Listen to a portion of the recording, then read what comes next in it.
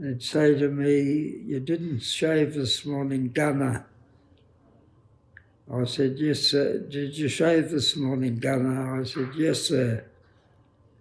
And they'd say, "Stand closer to the razor next time." Always the same answer.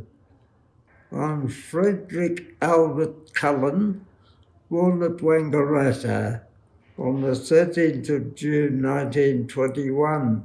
You see, when I grew up, things were fairly limited and tough in many ways. My father worked on the railways. He was a works ganger.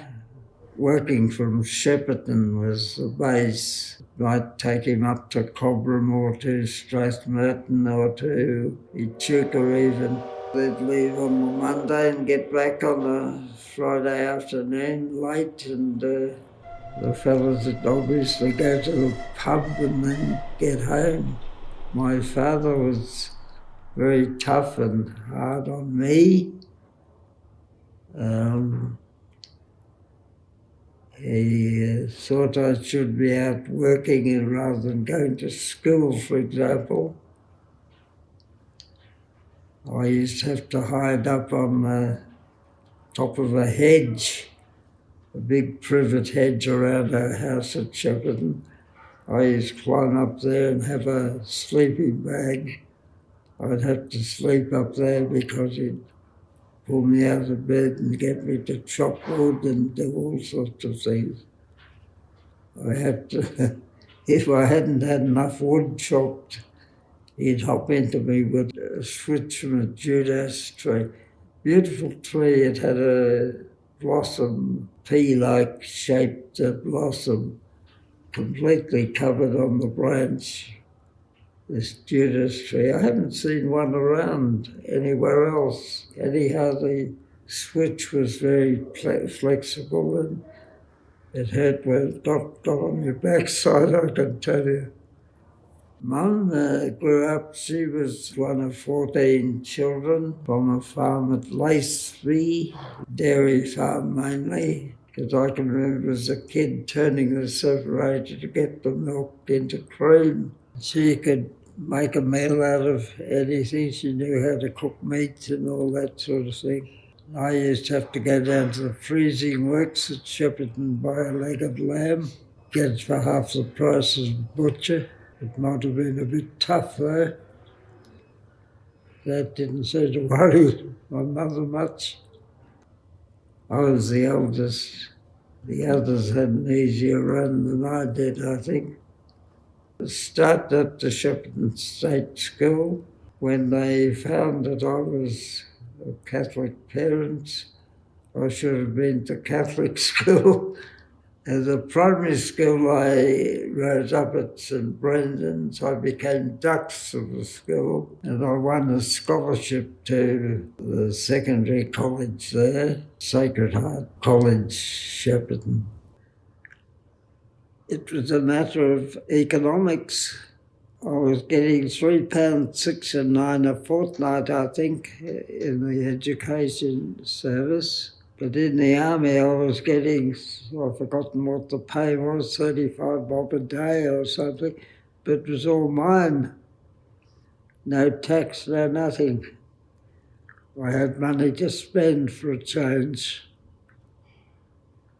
But I didn't spend it, I saved it mainly. Started my investment career.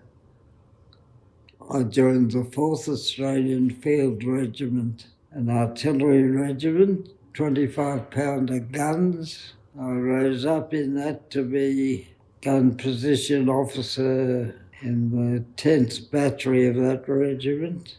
We did very extensive training. Campsite 17, Seymour. Then we went to Bangilla, to Toowoomba. I could have married a girl from there had I stayed in Australia. She's probably still waiting for me.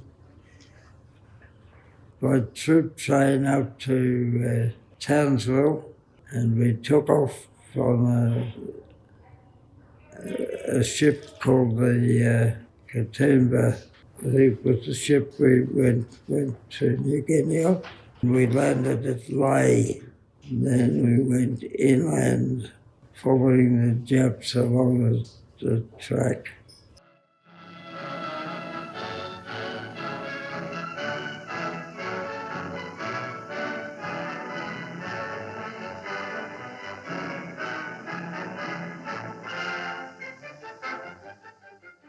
Anyhow, I engaged with the regiment selecting a new, better gun position.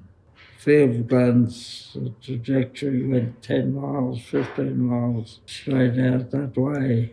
So you have to have a bit of survey knowledge and knowledge of weather conditions affecting trajectory of a shell, wind direction, velocity, temperature, up or down. You had to be sure the shells you were firing had definite chance of success of limiting the enemy or knocking a few of them off.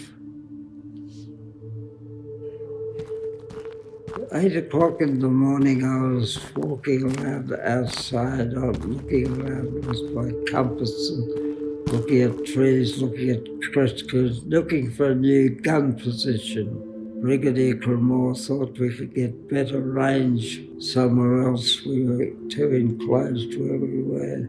And I was charged with the selection of a new gun position. I was fiddling around in the countryside, more or less, looking around, and there was a tree nearby, and I thought we should check that tree out. Might be a sniper up there. And in a fraction of time, bang, and I was hit on the head. The bullet went through my head here. There's a little hole there still. I can feel the hole. Went through there, through my head, through my hat. I had the hat on, went through my hat. It might have helped deflect the bullet somewhat. Blew half my head out at the back. Luckily, I was picked up by an ambulance bloke from the Watersfield ambulance. Had Les not come along in his ambulance truck and picked me up, I would have been gone in a couple of hours because I would have bled to death.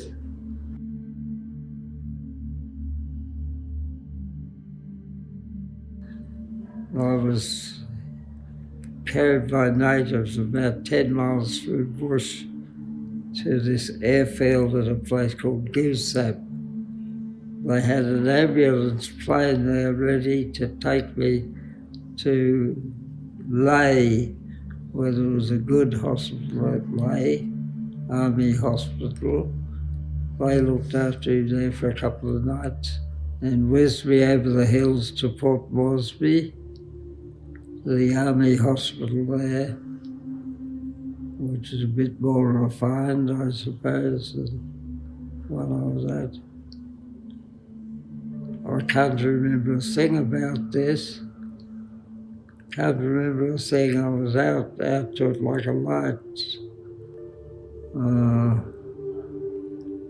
Then I was taken to the hospital ship, which was about to depart for Australia.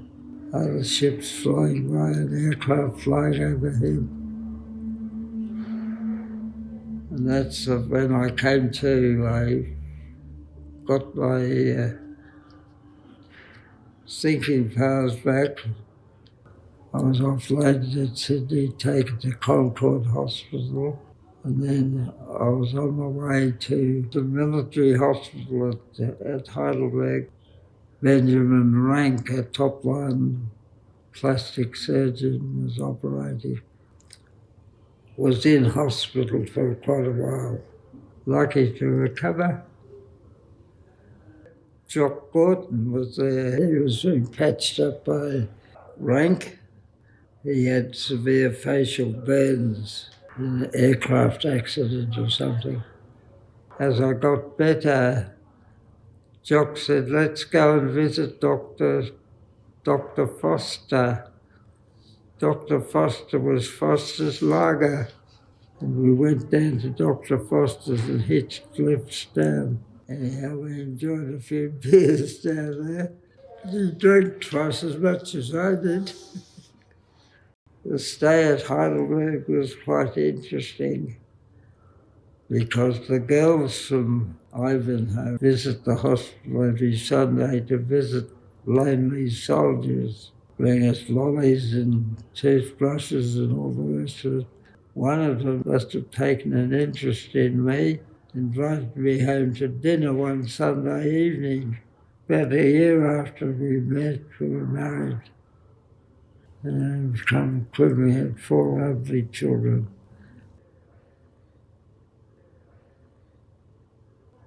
I was welfare officer of the regiment, and I looked after the widows of people in the regiment who died or died of because of war service particularly. But I had that job for over 50 years. And in fact, there's one widow here still on my list. Still haven't won her case yet, but I'm still persisting. A member of the Dunlop Foundation because of my work for widows and so on. I was made a life governor of the foundation. In fact, I got my OAM largely because of my work there. Order of Australia Medal. He might have been lauded or something when he got back to Japan. I'd like to meet him actually. I don't have any harsh feelings about them. They're bloody good soldiers though. Tough and tenacious. That's all I know.